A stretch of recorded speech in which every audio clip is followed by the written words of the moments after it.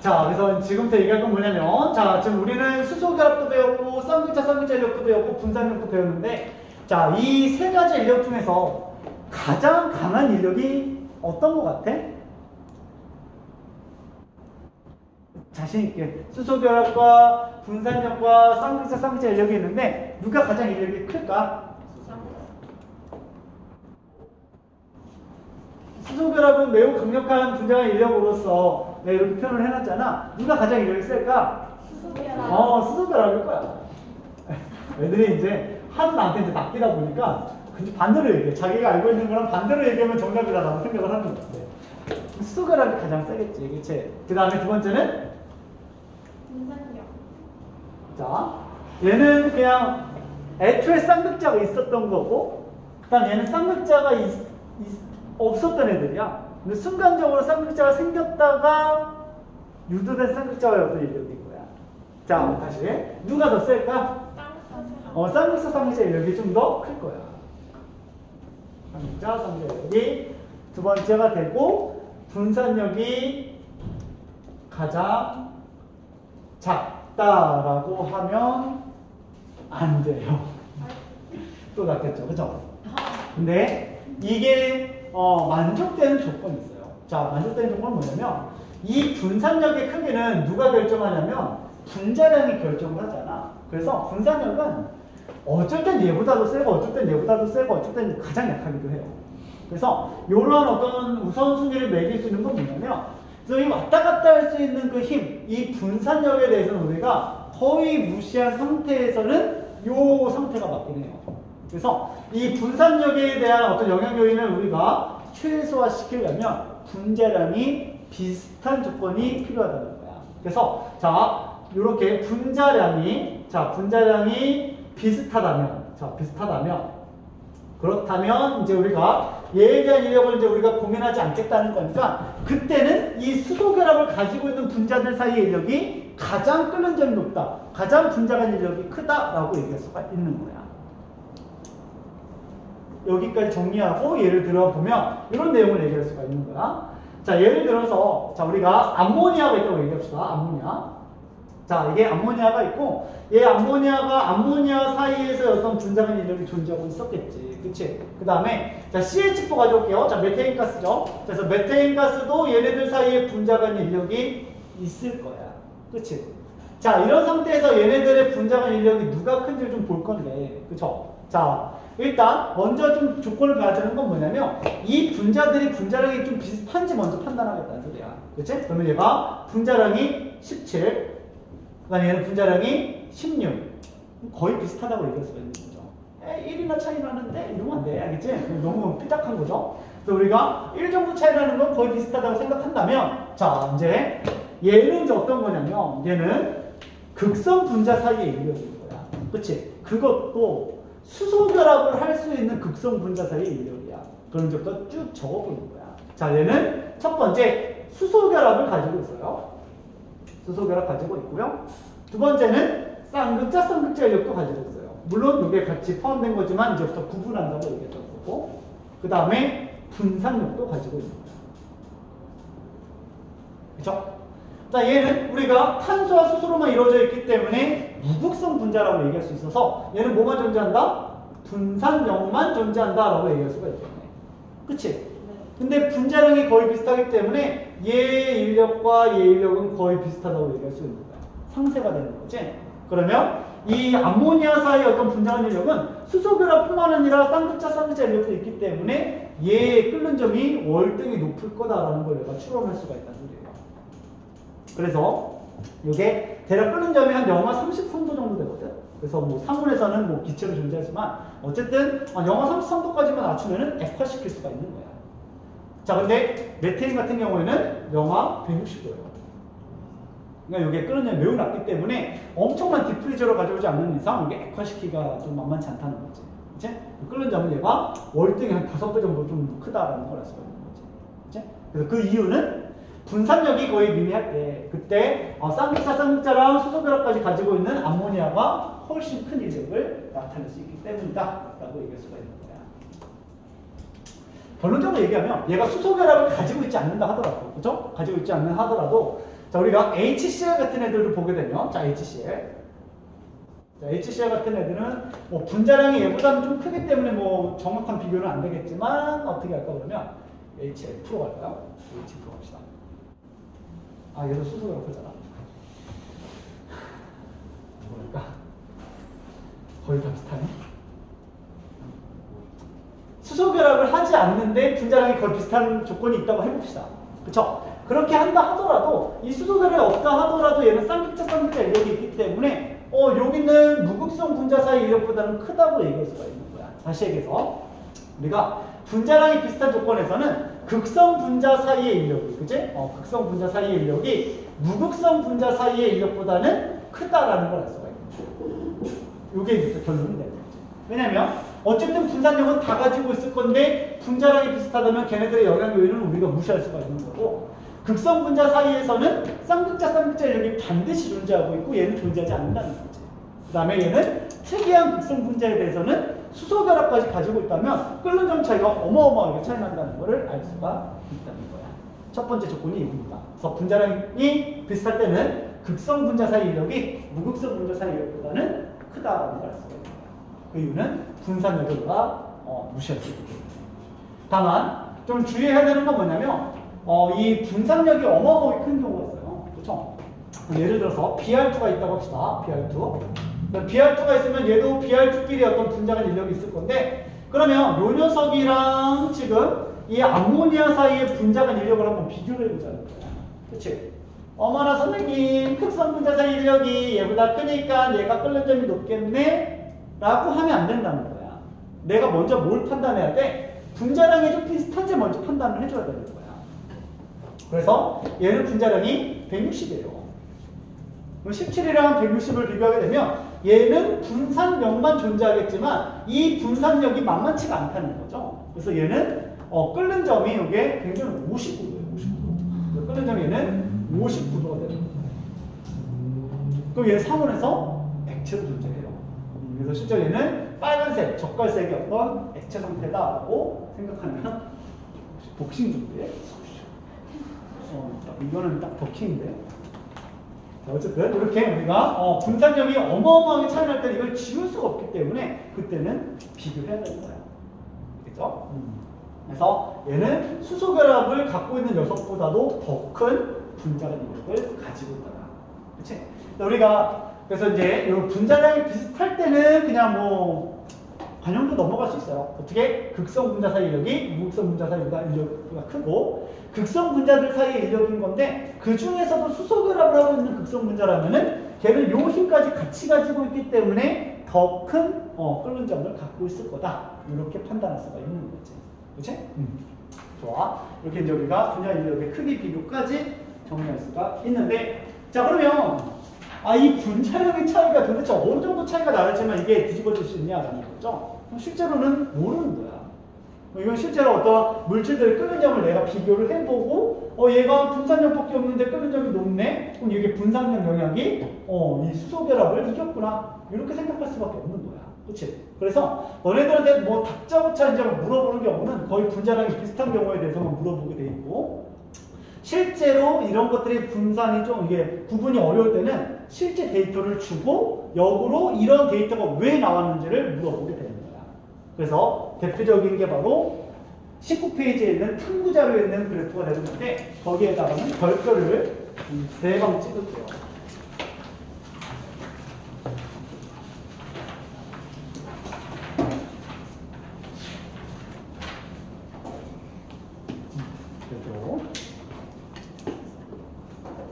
자, 요거 한번 설명해보자. 자, 그래서 실제 데이터가 지금 요 그래프 형태로 가장 많이 나오게 되는데 대표적으로 이런 게 있어요. 14종 원소들이 누가 있냐면 이제 탄소, 규소, 저마늄, 이제 갈륨 이런 것들이 있는 거고, 그 다음에 15족의 질소 이런 것들이 있는 거잖아, 그렇지?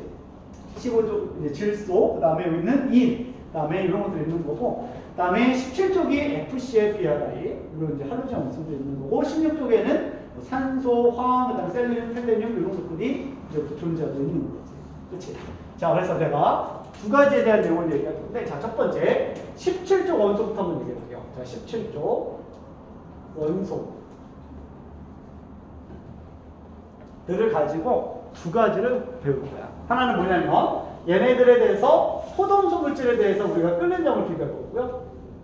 다른 하나는 수소 화합물에 대해서 수소 화합물에 대해서 비교하는 그래프를 이해해 줍니다. 자, 그래서 요 그래프가 이제 어떻게 나오는 거냐면, 자, 포동수 물질은 이런 느낌이에요. 자, 그래서 F2, CL2, Br2, I2 뭐 이런 것들을 얘기하고 있는 거고, 수소 화합물 같은 경우는 수소가 붙어 있는 화합물이니까 HF, HCl, HBr, HI 이런 애들 얘기하고 있는 거야. 그렇지? 자, 그리고 이제 우리가 그래프를 그려줄 건데, 자, 이 Y축이 뭐냐면 분자간 인력을 얘기할 수 있는 끓는 점 데이터를 갖다 놓을 거고, 그 다음에 요 오른쪽 X축은 우리가 분자량이라고 얘기합시다. 분자량. 그리고 분자량은 다 이제 이렇게 가면 갈수록 우리가 분자량이 커진다라는 것도 알 수가 있는 거야. 그죠? 자, 그리고 이제 우리가 포동수 물질부터 보게 되면, 자, 얘네들의 데이터가 이렇게 나와요. F, CL, BR, I가 이런 식으로 나와요. F2, BR, CL2, BR2, I2 이렇게 나와요. 그리고 이제 물어보는 거야. 왜 이렇게 나왔게? 이렇게 물어보는 거야. 그죠? 왜 이렇게 갈수록 끓는 점이 증가했게? 라고 물어보는 거지. 왜 그래? 분산력이 크니까. 그쵸. 일단 너네들은 어머나 무극성 분자다. 그럼 너네들 분자들 간의 인력은 분산력만 있겠지. 그러면 분산력은 분자량을 최우선순위로 내가 판단해야 되는 건데, 분자량이 커지고 있으니까, 그치? 분자량이 커지니까 그만큼 분산력이 커지고 있는 거고, 그러면 얘는 지금 무극성 분자니까 이 분산력이 분자간 인력이 되는 거라서, 아, 그래서 이렇게 끓는 점이 높아지고 있구나, 이렇게 대답을 하면 된다는 소리야.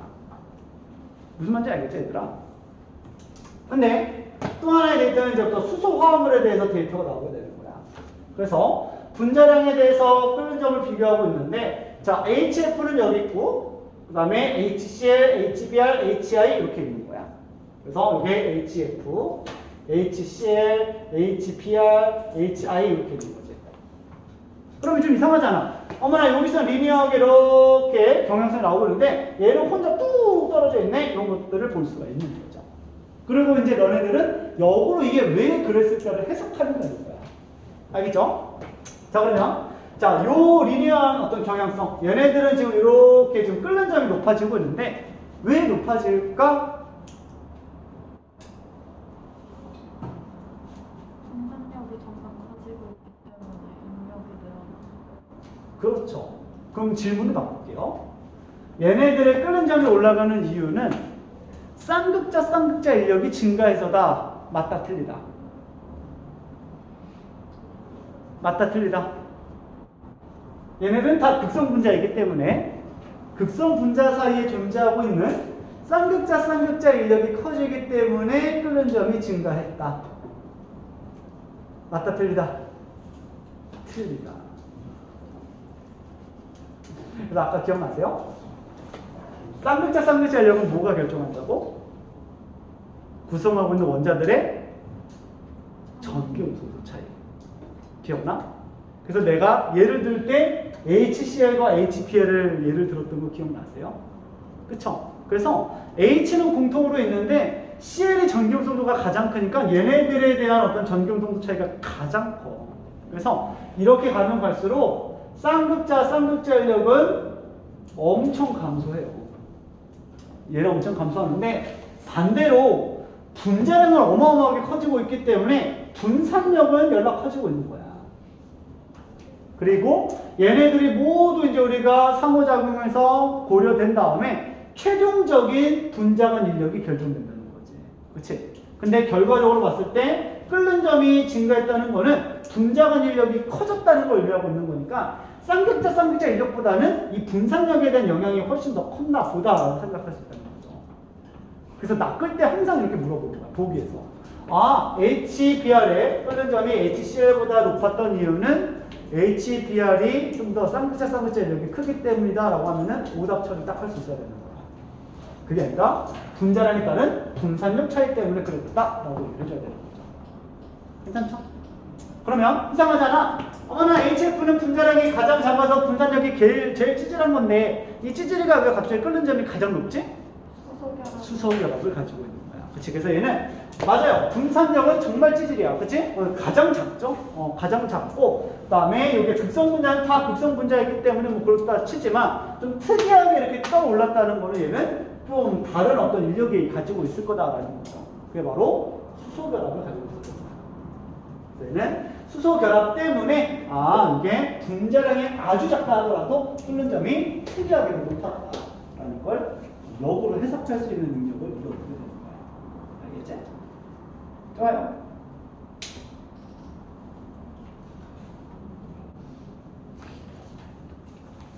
네, 이렇게 좀 얘기를 해봤고 문제 하나 풀어보자. 보충제요. 3번이요. 이거 한번 풀어보자. 이번에 16조 원소에 대해서 수소화합으로 가져왔네. 그치? 아.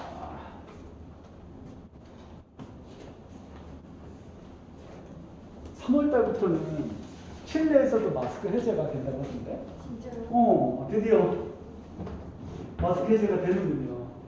물론 이제 자율적으로 바뀌는 거니까 강제성만 없어지는 거고 쓸 사람은 쓰고 하겠지. 난 벗을 거야.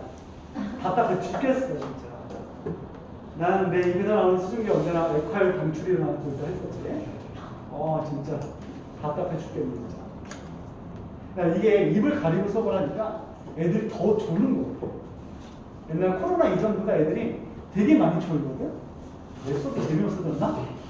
똑같은 거 같은데 애들이 더 졸고 하는 걸 봐서 내가 볼 때는 이게 애들이 입 모양을 안 보면 사실 이게 커뮤니케이션이라는 건 서로 얼굴을 보고 입을 바라보면서 이제 얘기를 해야 되는 건데 그게 전혀 안 되니까 실제로 어린아이들이 언어 습득 능력이 되게 떨어지는데 사실 실내 마스크 해제를 의무화를 해제하는 이유 중에 가장 큰 원인은 아이들의 언어 학습 능력이 현저하게 떨어져 있대. 애기들이. 우리 아들도 되게 말이 느려. 그래서 옛날과는 너무 달라. 그래서 그 교사의 어떤 입을 보고 이렇게 얘기하는 그런 것들이 필요한데 그런 게 없어. 애기들 때문에 바꾼 거야. 왜?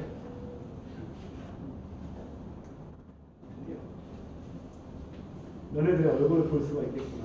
아니구나. 분기가 끝났구나. 잘 가. 3월 달에는 서로 다른 길을 걷고 있겠구나.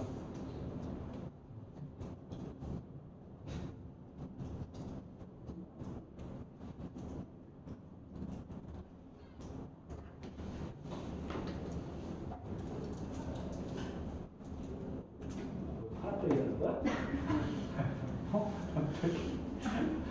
뭐 하고 있었는데? 미안해. 오늘 제발 좀. 얘나 너 왜 나오는데? 네. 그냥 성취도가 안 좋아서? 그냥 그거 하나야? 네. 근데 과거를 준비할 거 아니야, 원래? 그렇긴 한데 지금 과학이 심각한 게 아니라 다른 과학도 조금 걱정하고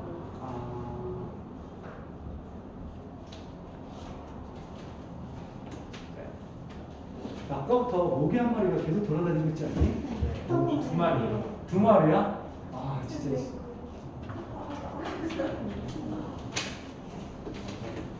자, 3번. 알겠지, 얘들아?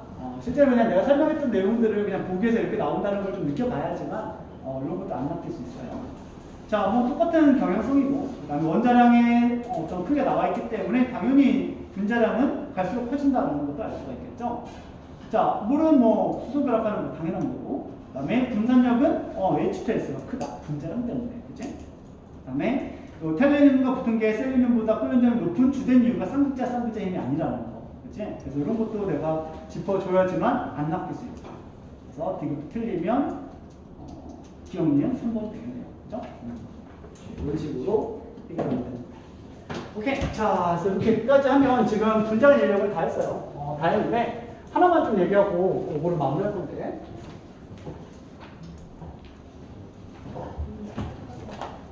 자, 좀 이상한 게 있거든? 자, 우리가 다 수소결합을 하는 어떤 물질을 한번 가져볼게. 자, 뭐가 있냐면, 자, 요거는 그냥 참고 내용인데. 자, HF가 있다고 합시다. 자, HF도 얘도 수소결합을 하는 극성 분자인 거 알고 있고, 그 다음에 H2도 한번 가져올게요. 자, H2도 이렇게 있을 거야.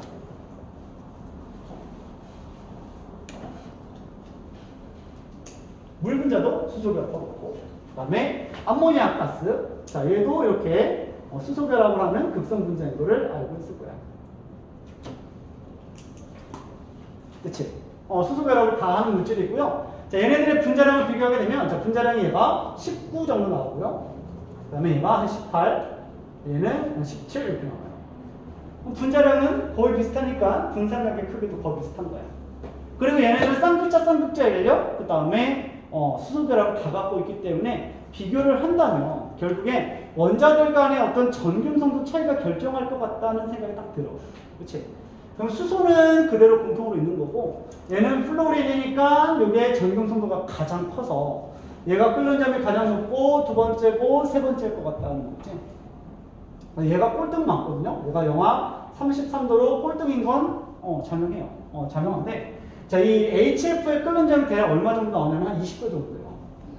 20도. 물에 끓는 점은 몇 도? 100도. 그쵸? 좀 이상하다는 거지.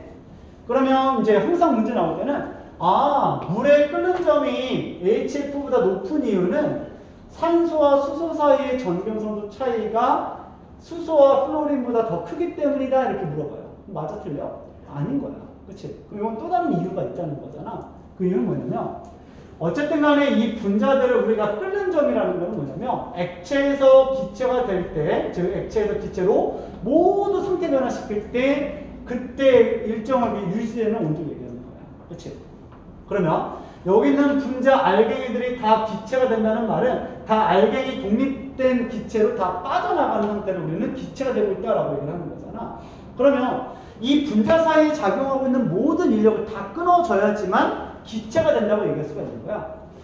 결론은 뭐냐면 HF는 이 분자 사이에 작용하고 있는 수소결합의 개수가 2개밖에 없어요. 그래서 하나의 분자를 기준으로 봤을 때 얘 이쪽 왼쪽에서 하나가 수소결합하고 있다면 오른쪽에서 이렇게 수소결합을 이렇게 하나 할 수가 있는 거예요. 그래서 한 분자가 할 수 있는 수소결합의 최대 개수가 2개밖에 안 되는 거예요. 물 분자는 산소가 중심 원자로 이렇게 수소가 있을 때 비공유 전자성이 불쌍했잖아. 그래서 여기서 수소결합을 하나 하게 되고요. 여기서도 수소결합을 하나 하게 되고, 여기서도 수소결합을 하나 하게 되고, 여기서도 수소결합을 하나 하게 되는 거야. 그래서 한 분자가 가질 수 있는 최대 수소결합 개수가 4개까지 가능한 거야. 그리고 내가 가열해가지고 얘네들 다 끊어낸다는 거는 이 수소결합 하나를 내가 다 제거를 해줘야 되는 거란 말이야. 그러다 보니까 얘는 수소결합 개수가 얘보다 2배나 많기 때문에 가해져야 되는 열량이 굉장히 많이 필요한 거야. 그래서 얘는 수소결합 개수가 HF보다 많기 때문에 끓는 점이 높다, 이런 식으로 이제 우리가 정리를 해줘야 되는 거야. 그렇죠? 그 이유는 이제 우리가 수소결합 개수 차이 때문에 이런 결과가 나타난다. 꼭 정리하면은 끝! 좋아요. 드디어 분자리가 끝났고 액체로 갑니다. 26이고요.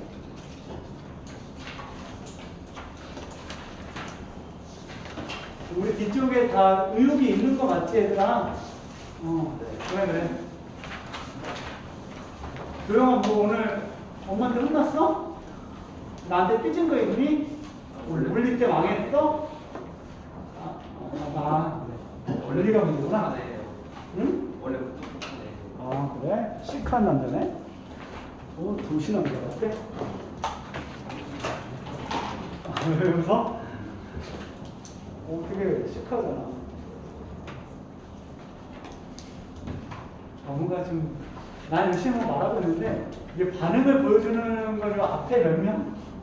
반응 보여주고 있고, 나머지는 듣나? 안 듣나? 잘 모르겠네. 자, 26쪽 갑시다. 분자는 이제 끝났고. 자, 이제 액체 나갈 건데, 자, 분자간 인력 왜 배웠냐면 우리가 기체 같은 경우는 우리가 이상기체라고 얘기해서 입자 사이의 어떤 분자간 인력을 거의 무시한다. 독립된 입자의 운동 이론을 우리가 공부했더라면, 자, 이제 액체부터는 입자 사이의 거리가 너무 가깝기 때문에 그 입자들 사이의 어떤 분자간 인력을 내가 다 고민을 해줘야 되는 거야. 그래서 그 입자의 종류에 따라서 작용하고 있는 어떤 인력들이 다 다르기 때문에 물질들마다 끓는 점도 다르고 녹는 점도 다르고 다 물리적인 성질이 달라지는 거야. 그래서 액체를 공부할 때는 그 알갱이의 종류가 물 분자냐, 암모니아냐, 이산화탄소냐 이런 것들을 다 고민해줘야 되는 건데 이런 것들을 다 고민할 수가 없잖아. 그치? 기체는 알갱이의 종류가 상관이 없어. 어차피 너의 운동만 내가 관심 있거든. 그치? 근데 이제 액체부터는 이 분자 종류도 되게 중요하다 보니까 모든 물질 다 배워야 되는 건데 그럴 수는 없어서 대표 물질 중에 하나인 물을 공부하게 되는 거야. 그래서 액체 성질이 이렇게 나와 있지만 우리는 물의 특성을 좀 집중해서 공부한다라고 생각하면 되겠다. 알겠지? 자, 그래서 지금부터 얘기할 거는 물의 특성이에요. 자, 그래서 물의 어떤 고유한 특성을 좀 얘기하고 있는 거예요. 물의 고유한 특성. 이걸 얘기할 건데, 자, 이제 물은 뭐 여러분들 다 알다시피 화학식은 H2O 이렇게 쓰면 되는 거고, 그치? 자, 루이스 구조로 얘네들의 어떤 원자들의 결합 방식을 설명한다면 산소가 중심 원자가 되고 수소가 이렇게 공유결합이 단일결합 두 개로 되어 있고 공유하지 않는 비공유 전자쌍이 두 쌍 있다는 것도 알고 있는데 요거는 이제 루이스 구조이고 실제 구조는 아니죠. 실제 구조는 전자쌍 반발의 원리에 따라서 얘네들이 104.5도로 벌려져 있다는 걸 알고 있는 거야. 그치? 그래서 산소가 중심 원자 있고 이렇게 수소가 90도 방향이 아니라 104.5도의 어떤 구분형 구조로 되어 있다는 걸 화학원에서 공부하고 왔을 거죠. 그치? 그래서 비공유 전자쌍이 이렇게 있는 거죠. 그리고 얘는 극성 분자라는 걸 우리가 어떻게 할 수 있냐면 산소와 전기용 성도가 크기 때문에 쌍극자 모멘트가 이렇게 걸리고 있는 거고 이 쌍극자 모멘트에 합성을 했을 때 위쪽 방향으로 지금 쌍극자가 존재하는 걸 확인할 수가 있는 거야. 그래서 산소 쪽이 부분적인 음의 전환을 띠고 있고 수소 쪽이 부분적인 양의 전환을 띠고 있는 극성 분자다라는 것도 알고 있는 거죠. 그죠? 근데 또 하나의 특징은 뭐냐면 우리가 같이 공부한 것 중에는 여기 있는 수소가 지금 산소랑 직접 공유결합을 하고 있기 때문에 물 분자 사이에 얘는 수소 결합까지 할 수 있는 극성 분자다라는 것도 알 수가 있는 거야. 그치? 그래서 우리가 물 분자의 특성은 뭐냐면 자, 두 가지가 있다. 첫 번째 극성 분자다. 또 하나는 우리가 수소 결합까지 가지고 있는, 그치? 수소 결합까지 할 수 있는 극성 분자다라는 걸 알 수가 있는 거야. 그치? 자, 그래서 극성 분자들이 가지고 있는 어떤 공통적인 성질은 물 분자도 똑같이 가지고 있거든? 그래서 뭐, 대전체를 가까이 가져오게 되면은 대전체에 끌려온다든지, 그죠? 그 다음에 전기장 내에서 배열이 좀 일정해진다든지, 그 다음에 극성 분자끼리 잘 섞인다든지, 그치? 그러니까 물은 이온을 잘 용해시키고 극성 분자를 잘 용해시킨다는 거를 듣고 왔을 거야. 그치? 어떤 극성 분자들 간의 어떤 특성은 다 가지고 있는 거야. 근데 그거 말고, 이 물만의 어떤 고유한 특성은 왜 나타날까? 그리고 그 특성들이 뭐가 있는지를 한번 얘기해보자라는 소리야. 자, 그래서 첫 번째 물의 고유한 특성은 뭐가 있냐면, 이게 수소 결합을 하고 있기 때문에 얘는 되게 끓는 점이 일단은 좀 높아요. 그래서 이게 첫 번째는 끓는 점이 매우 높다. 그래서 대부분의 분자들이 끓는 점이 상온에서 다 기체 상태가 많은데 얘는 액체로 존재하고요. 기체로 변화시킬 때 100도의 어떤 열 에너지가 필요하다는 걸 알 수가 있는 거야. 저 끓는 점이 좀 높죠. 자, 그 다음 두 번째는 또 어떤 특징을 가지고 있냐면 자, 이제 중등과학에서 한 번쯤 들어봤을 건데 비열이라는 개념 기억나시나요? 비열? 그래서 비열이 좀 크다라는 특징이 있는 거야. 자, 두 번째는 비열이 크다.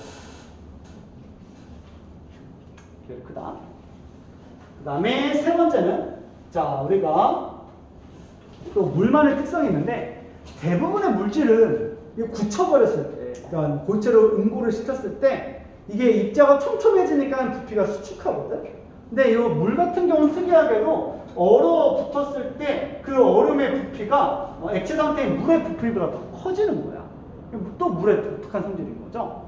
그래서 같은 양을 떠가지고 우리가 밀도를 비교하게 되면 자, 밀도는 오히려 얼음보다 물이 크기 때문에 얼음이 물 위에 동동동동 떠있다는 걸 확인할 수가 있는 거야. 괜찮죠? 그 다음에 네 번째는 또 어떤 특징이냐면 자, 이건 이제 처음 들어보는 개념인데 표면장력이라는 게 있어요. 표면장력. 표면장력은 우리가 기호로는 시그마 이렇게 써주게 되는데 요 표면 장력이 또 다른 액체들에 비해서 좀 월등히 좀 크다. 다른 분자들보다 월등히 크다라는 걸 알 수가 있는 거야.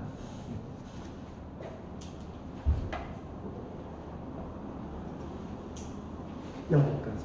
그래서 이 네 가지를 이제 우리가 공부해 나갈 건데, 자, 끓는 점이 높다는 앞서서 분자간 예제에서 미리 다 설명을 하고 온 거야. 그치? 그래서 얘는 클리어 했다라고 보시면 되겠죠. 수소결합 때문에 아주 강한 끓는 점을 가지고 있다. 높은 끓는 점을 가지고 있다. 그치?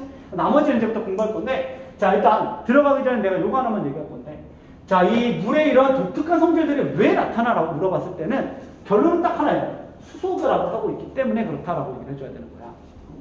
얘는 수소결합을 하고 있어서 수소결합 때문에 이러한 물의 독특한 성질들이 나타나기 시작한다 라고 생각하면 됩니다.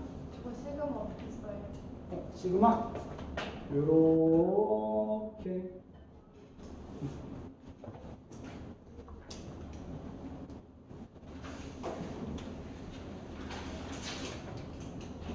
근데 나는 설명을 2번부터 안 하고 3번부터 할게. 알겠지? 3번부터 좀 설명을 해볼게요. 자, 그래서 첫 번째, 자, 이제 우리가 끓는 점을 좀 빼고요. 빼고, 그 다음에 요거부터 얘기합시다. 자, 물의 독특한 성질, 좀 특이한 거죠? 자, 얼어붙었을 때 그 부피가 물보다 크다. 그래서 밀도를 비교했더니 밀도는 얼음보다 물이 크더라. 물이 무거워서 얼음이 떠오른다는 걸 알 수가 있는 거예요. 자, 그래서 이게 이제 왜 그런지 한번 볼 건데, 자, 이렇게 생각을 해보자. 대부분의 물질들, 자, 이제 대부분의 물질들은, 자, 대부분은, 자, 고체 상태가 이렇게 입자들이 따닥따닥따닥 붙어가지고 제자리에서 진동 운동만 하고 있는 상태가 고체 상태야. 그치? 그래서 얘를 내가 만약에 융해시키면, 이 입자들이 살짝 유동성을 가지고 이렇게 좀 거리를 두다 보니까 이 녀석의 부피가 지금 고체 상태보다 커지는 게 일반적인 물질들의 특징이라는 거지. 그래서 우리가 양초를 가지고 와서 양초를 쭉 가열해가지고 촛농을 한번 만들어 보는 거야. 그치? 촛농을 만든 다음에 이렇게 쭉 비컬 넣은 다음에 얘를 응고시켜 보는 거지. 그치? 그러면 이 촛농이 굳으면서 이제 고체, 파라핀 고체로 이제 딱 바뀌게 될 건데 그 굳는 과정에서 부피가 수축하기 때문에 이게 안쪽으로 이렇게 움푹 파이게 돼요. 이렇게 되는 거야. 그러면 고체가 이만큼의 부피가 더 작구나라는 걸 알 수가 있는 거지. 근데 물은 특이하게도 내가 물을 이렇게 올리게 되면 오히려 위쪽이 볼록 이렇게 튀어나오고 그래서 이게 물의 어떤 특징이 된다. 얼음의 부피가 증가하는 거야. 그럼 이게 왜 그러냐는 건데, 자, 우리가 이걸 이해할 때는 어떻게 이해하면 좋냐면 액체에서 고체로 지금 굳어 들어간다. 응고가 되는 과정이라고 생각하게 되면 대부분의 물질들은 응고하는 과정이 가장 조밀하게 응고되려고 이렇게 입자들이 모이게 돼요. 그래서 이 비어있는 공간들이 채워지고 있는 과정이 응고되고 있는 과정이라고 생각하면 되는 건데, 자, 모든 물질의 변화는요, 다 안정해지는 방향으로 모든 어떤 화학 물질들의 변화가 일어나게 되는 거거든. 그러면 물 입자에서 봤을 때는 이 고체로 되면서도 그냥 조밀하게 쌓이는 게 아니라 가장 안정하게 쌓이고 있으면 이게 좀 더 물질의 변화가 잘 일어나는 거라는 거야. 그쪽 방향으로. 그치? 그러면 이렇게 응고되는 방향이 이렇게 크로스패킹 완전히 그냥 조밀하게 쌓여야 되냐? 이게 가장 안정하냐? 이게 최선입니까? 아니라는 거예요. 실제로 얘가 안정해진다는 말은 결국엔 이게 가장 인력이 크게 작용하는 방향이다라고 얘기할 수가 있는 거야. 그래서 반발이 아니라 인력이 가장 커지는 방향, 요 방향이 바로 안정해지는 방향이다라고 얘기할 수가 있다는 거지. 그러면 인력이 가장 커지는 방향은 이 수소결합의 개수를 최대한 많이 만드는 방향, 그 방향이 가장 안정해지는 방향이라고 얘기할 수가 있는 거야. 그치? 그래서 물 분자 같은 경우에는 수소 결합수를 최대로 만드는 방향, 이 방향이 지금 우리는 가장 안정해지는 방향이다라고 얘기할 수 있는 거야. 근데 물 분자는 이렇게 구분형 구조로 되어 있고, 구분형 구조이면서 한 분자당 수소결합을 최대로 할 수 있는 게 4개나 가능한 거야. 그치? 이 분자 하나를 기준으로 4개가 수소결합을 하는 상태로 응고가 일어나다 보니까 이게 그냥 이렇게 굳어가는 게 아니라 결정 구조를 만들면서 굳어가기 시작하는 거야. 그래서 입자들이 이런 식으로 어떤 육각 결정 구조를 이루면서 이게 응고가 일어나야지만 수소 결합의 개수가 가장 최대가 돼서 가장 안정해지는 방향이다라고 얘기할 수 있다는 거지. 그래서 얼음은 그냥 굳는 게 아니라 이러한 육각 결정 구조를 이루면서 얼어가기 시작하는 거야.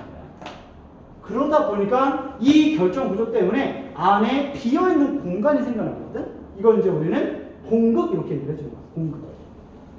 공극이 생겨요.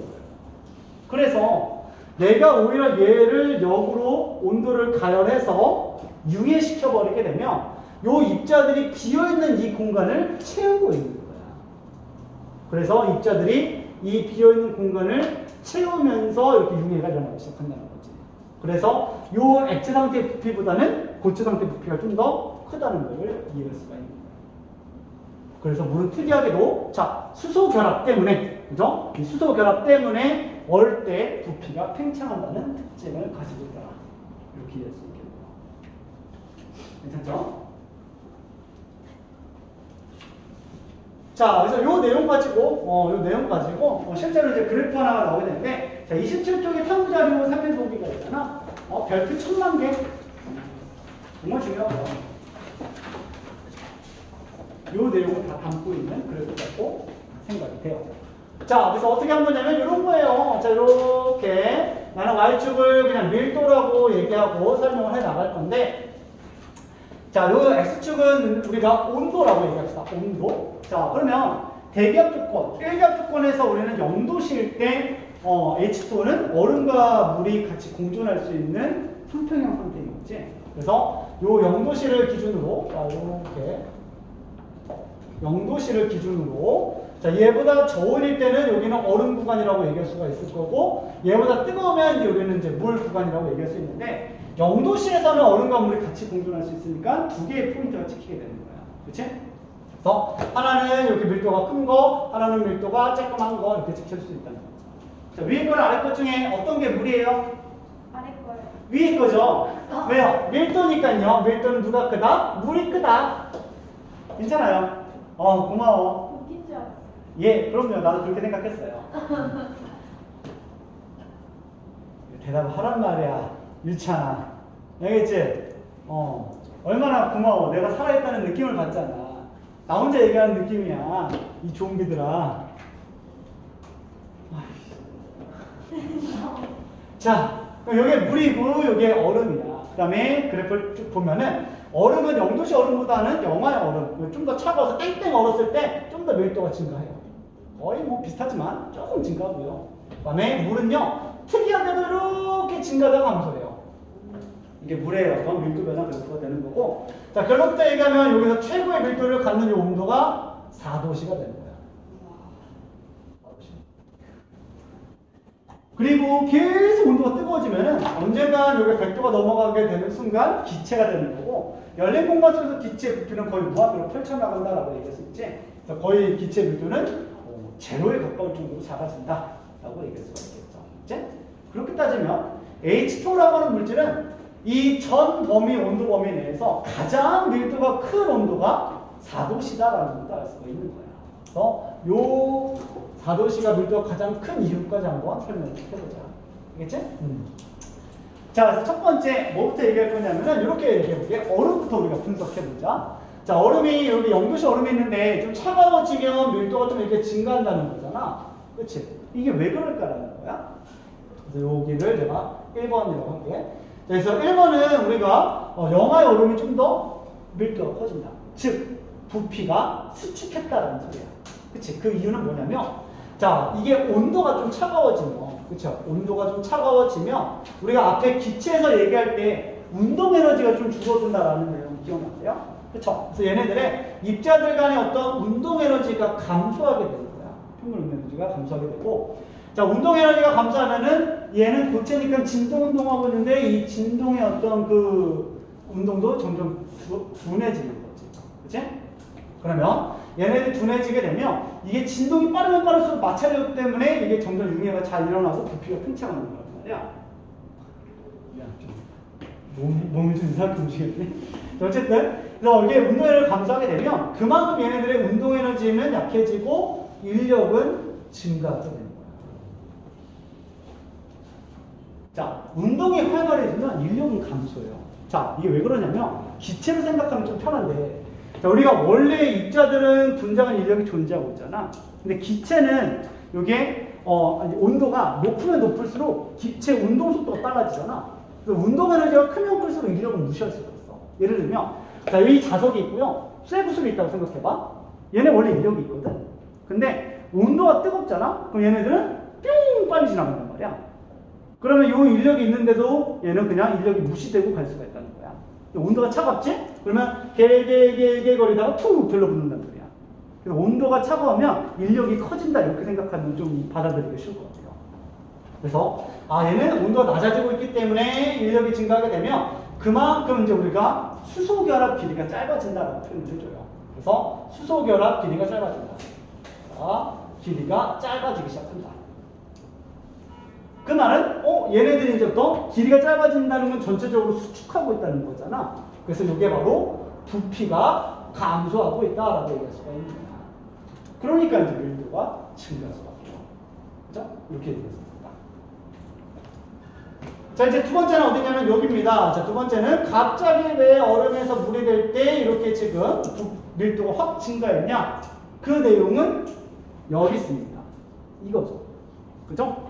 상태 변화하는 과정이기 때문에 요 2번에서의 밀도 변화는 이렇게 생각할 수가 있는 거지. 안정하게 응고되는 과정이 이렇게 공급을 형성하면서 육각 결정을 만드는 과정이었고, 그 과정에서 융해가 되면 그 빈 공급을 채우기 때문에 물의 부피가 더 수축하게 된다. 그래서 밀도가 갑자기 증가하게 된다라고 얘기할 수 있겠지. 자, 쉽게 얘기하면 이게 물 분자다. 물 분자가 얼었다. 얼음. 그 다음에 깨졌다. 이렇게 되는 거야. 그치? 그럼 저도 이 빈 공간을 채우면서 수축했다는 거지. 그치? 이게 바로 2번 구간이라고 얘기했습니다. 또 이상한 건 뭐냐면, 어머나, 얘는 왜 이렇게 지금, 밀도가 증가하다가 감소하지? 라는 거야. 이 감소하는 건 너무나 자명한 게 뭐냐면, 1번 내용이랑 반대라고 생각하면 되는 거야. 그치? 그래서 4번부터 설명하게 되면, 얘는 점점 온도가 증가하고 있거든. 그치? 온도가 증가하게 되면 얘네들의 운동 에너지가 활발해지는 거고, 그러면 인력이 감소한다고 얘기할 수가 있는 거야. 너랑 나랑 인력이 끈끈하게 끈적끈적하게 지금 붙잡혀 있었는데 인력이 약해지니까 서서서서 풀려나가기 시작을 하는 거지. 그럼 이제 반응기의 부피가 커진다는 걸 알 수가 있는 거죠. 그렇지? 그래서 이걸로 인해서 얘네들의 부피가 팽창하게 된다. 그러면 밀도는 감소한다고 얘기할 수 있겠지. 근데 이상한 건 왜 온도가 여기서 뜨거워지는데 지금 밀도가 증가하냐? 부피가 일시적으로 감소하냐는 소리야. 그렇지? 그 이유는 뭐냐면, 자, 한번. 자, 요 얼음부터 시작할게요. 연꽃이 얼음 깨진다. 가직. 여기다. 그렇지? 그 다음에 연꽃이 물에서 0도부터 이제 4도까지 올라간다. 1, 2, 3, 4 할 때 얘네들이 지금 물 분자가 활발해지면서 아직 비어있는 공간들이 있는 거야. 이 공간을 채우고 빠져나간다. 그래서 이게 0도시에서 깨졌지만 모든 공급이 다 채워진 상태가 아닌 거야. 그래서 4도까지는 그 비어있는 공간을 채우고 있는 온도 범위이기 때문에 그 과정에서 부피가 또 수축하게 되는 거야. 그리고 다 채우고 퍼져나가는 거죠. 물 분자가. 그래서 이 3번에서는 아직 남은 공극을 채우고 있는 과정이다라는 거예요. 그래서 부피가 감소하니까 밀도가 일시적으로 증가했다가 감소하게 됩니다.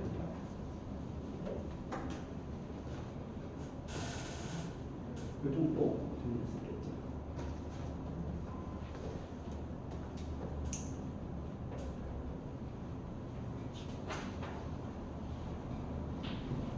문제 없죠?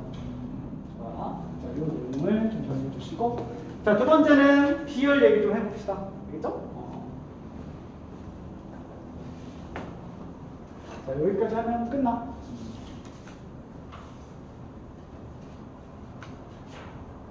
지난 시간에도 이랬던 것 같아. 그래서 이렇게 공부하는 방법도 이런 것도 막 얘기하면서 하다 보니까 테스트 볼 수 있는 시간이 거의 없었던 것 같아. 지금도 한 15분 남은 거잖아, 그치? 중간 테스트를 없애면 안 되나? 왜? 근데 얘네들이 그런 공부를 절대 하지 않겠지? 공기고사 있잖아요. 공부서 다 망할 텐데. 그때 딱 근데 아니고. 근데 어머니들이 그걸 원치 않으실 거예요. 엄마들이 우리 아이의 어떤 중간 성취력이 궁금해요. 이렇게 얘기했기 때문에. 근데 만약에 그런 테스트 없어지면 진짜 한번 재밌게 볼 수 있을 것 같아요. 아 진짜? 진짜. 나 이기는 막 급성상하는 거야? 아 그럼. 그래. CMS 전설에 딱 전설이야. 괜찮네. 근데 나는 이제 오윤지 선생님한테 끌려가겠지? 선생님, 왜 중간 테스트 안 보세요, 자꾸. 어머님들한테 컴플레인 들어왔어요. 이러면서. 죄송해요. 아니, 볼게요, 여기서. 해야죠. 우리가 두 번째 줄 도착할게요.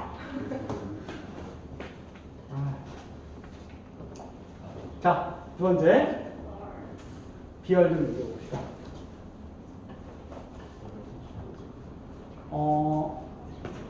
자, 이제 두 번째 내용은 저 비열인데, 비열이 좀 특이하게 다른 액체보다 좀 크거든? 크고, 이 비열의 정의부터 좀 얘기를 해볼까요? 자, 비열이 뭡니까?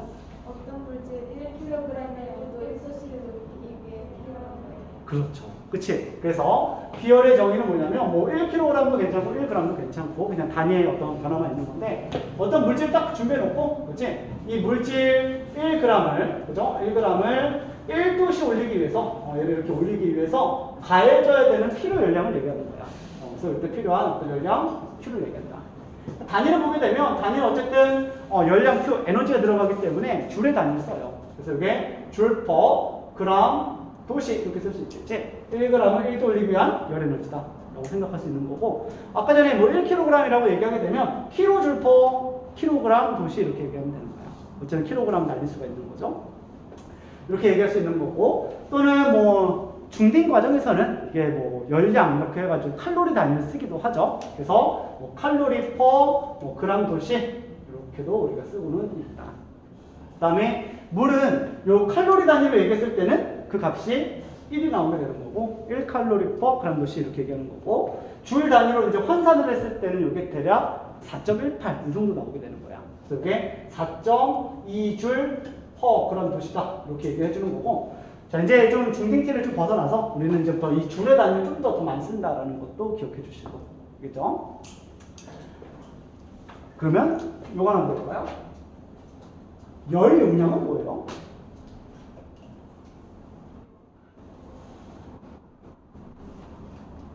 열 용량은 뭐지? CMS. 그럼 열량 구하는 공식. 열을 수용할 수 있는 양. 아니야. 그거는 너는 지금 한글을 풀었었어. 열을 감쌀 수 있는 용량, 저장 공간, 뭐 이렇게 생각을 한 거야.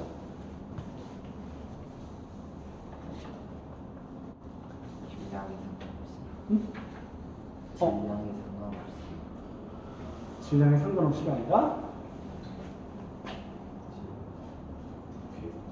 정의를 얘기해봐, 예측어. 네. 얘는 그냥 물질을 1도 올리기 위해서 필요한 열량을 얘기를 해요. 아이씨, 같은 거 아니야? 아니야. 얘는 1g 단위 질량이 있고 얘는 단위 질량이 없는 거야. 그래서 얘는 준비된 모든 물질의 양을 다 고려하겠다는 소리예요. 그래서 얘는 단위 자체가 줄 퍼 그램 도시가 아니라 줄 퍼 도시 이렇게 들어가는 거고, 이렇게 바뀌는 건데, 연료량은요 물질의 양이 많으면 많을수록 1도 올릴 때 많은 열이 필요하다는 걸 알 수가 있겠지. 그래서 물을 한 방울 1도 올리는 것보다 물을 드럼통으로 가져와가지고 1도 올릴 때 들어가는 열량이 훨씬 많다는 거야.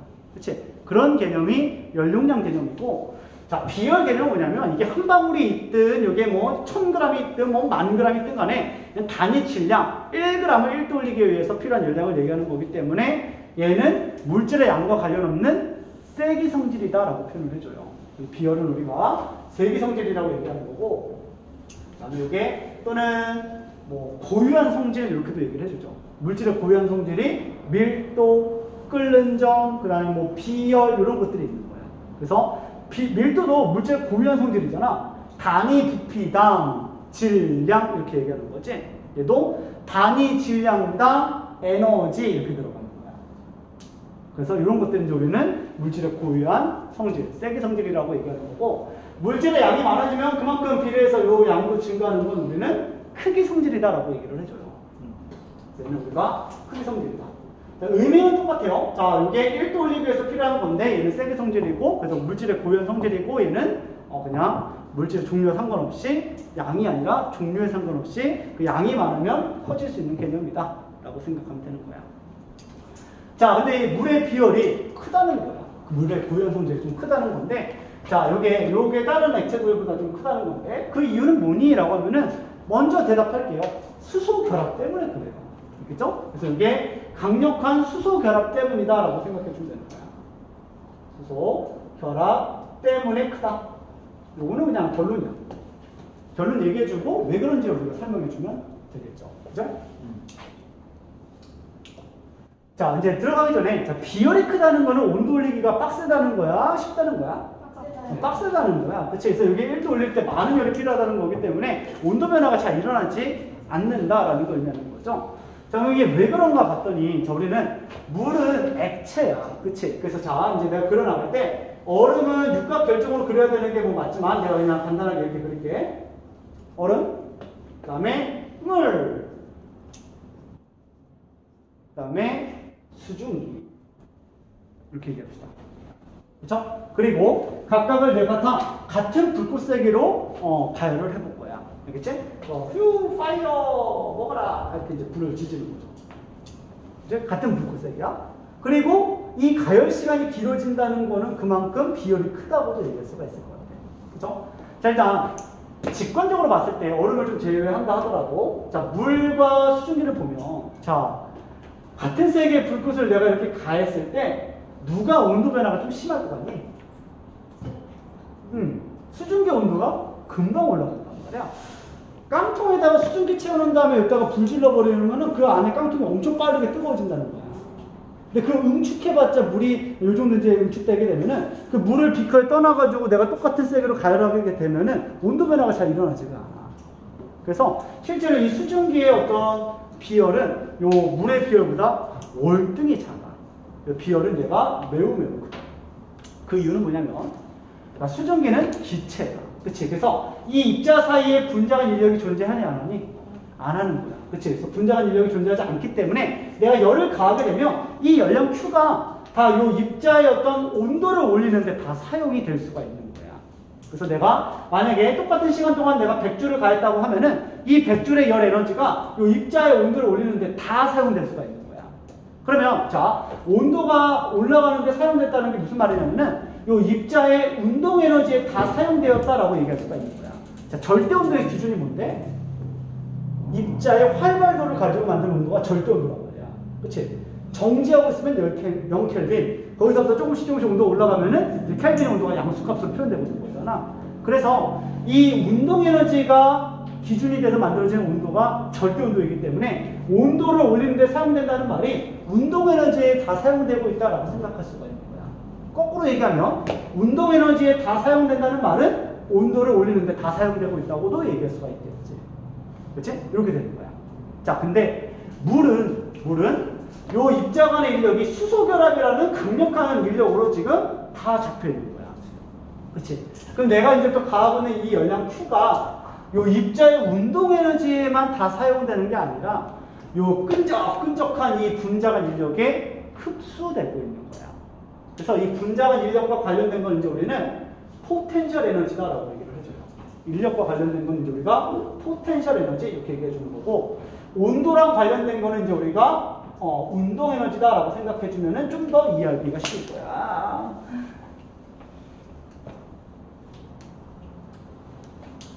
자, 그래서 너네 혹시 이거 기억나니? 참고인데, 그 화학원에서 보어의 껍질 이름 기억나요? 그 보어를 보면 자, 이렇게 양성자가 하나가 있고, 그쵸? 원자핵이 있고, 그 다음에 껍질에 이렇게 양자화되어 있다라고 표현을 해주잖아. 그치? 자, 근데 이제 전자가 바닥 상태에서 이렇게 이제 운동하고 있고, 에너지가 가해지면 이 전자가 정해진 에너지만 흡수해서 이렇게 껍질에 전이가 일어나고, 다시 안정화되면서 이렇게 바닥 상태 돌아올 때 에너지가 방출된다. 그치? 이게 이제 선 스펙트럼의 어떤 원리 이렇게 얘기했던 거잖아. 자, 그때 에너지 준위는 요 1번 껍질, K 껍질이 L 껍질보다 좀 더 안정하다라고 표현을 해주거든. 그쵸? 근데 이게 왜 안 정한 거야?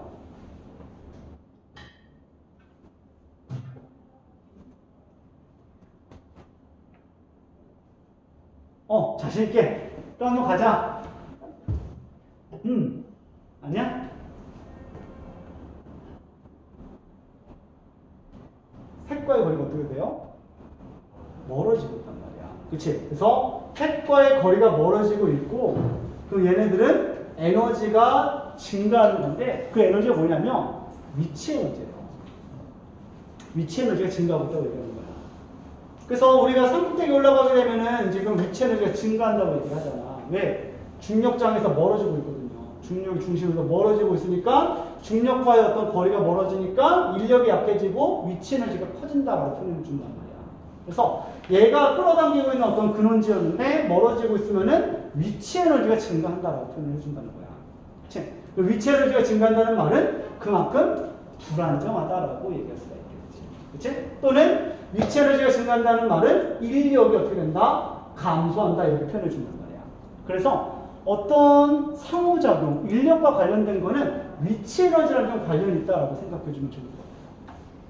그렇죠? 그래서 요 위치 에너지, 요 인력이 작용하고 있으면 위치 에너지도 존재하고 있는 거고, 내가 똑같이 100줄을 가했지만 이 100줄이 타 입자의 온도를 올리는데 운동 에너지에만 쓰는 게 아니라 요 인력을 끌어내기 위해서 여기에 흡수되고 있는 열이 엄청나게 많은 거야.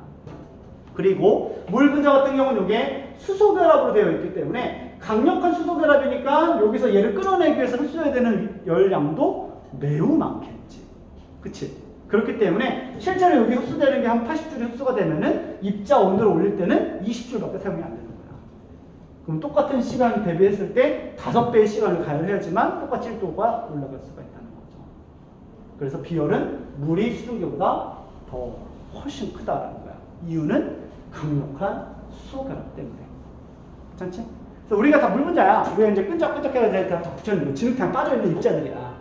그래서 이제 열을 가해가지고 이제 또 우리가 운동 에너지도 커지고 여기도 흐물흐물 이제 진흙탕이 점점 묽어지는 거지. 그러면서 톡 튀어나가고 톡 튀어나가고 톡 튀어나가고 이렇게 튀어나가는 건데, 이 진흙탕이 너무 끈적끈적하게 되면은 내가 이제 가열을 할 때 이 진흙탕을 묽게 만들 때 많은 열이 지금 흡수되고 있으니까 나한테 직접적으로 전달되고 있는 열이 별로 없는 거야. 이 물질의 온도가 잘 안 올라간다는 거죠. 이렇게 생각하세요. 그래서 이렇게 하다 보니까 수소결합을 가지고 있는 물이 비열이 매우 크더라. 좀 이상한 건 있죠. 얼음은요, 얼음도 있잖아요. 수소결합. 맞아. 근데 얼음보다도 물이 월등히 비열이 크거든요. 대략 2배 정도 큰데, 이거는 좀 내용이 넘어가요.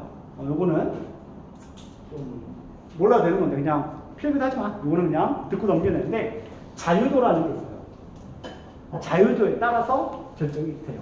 자, 자유도가 뭐냐면 얘네들이 가지고 있는 요 운동 에너지 있잖아. 이 운동 에너지의 종류는 총 3가지가 있거든. 병진 운동 에너지, 회전 운동 에너지, 진동 운동 에너지가 있어.